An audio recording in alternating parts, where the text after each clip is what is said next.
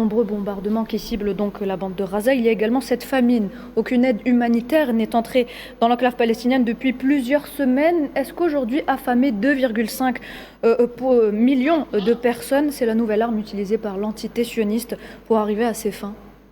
Oui, absolument. Et d'autant que c'est quand même assez extraordinaire.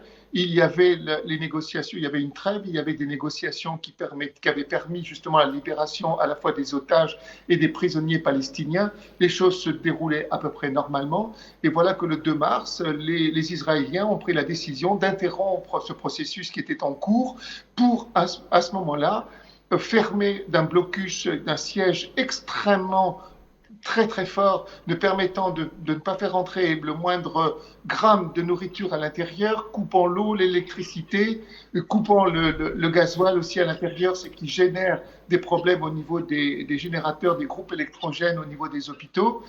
Ils ont totalement fermé Gaza, assiégé Gaza d'une manière intense. Or, nous étions déjà dans une situation de précarité, puisque nous avons, notre ONG USOM, nous avons des structures de soins primaires, nous en avons 5 que nous gérons, nous distribuons de l'eau, et là nous nous sommes retrouvés devant une situation d'aggravation très importante. Les enfants étaient déjà en cours de dénutrition, et là maintenant nous sommes arrivés au stade 4 de la famine.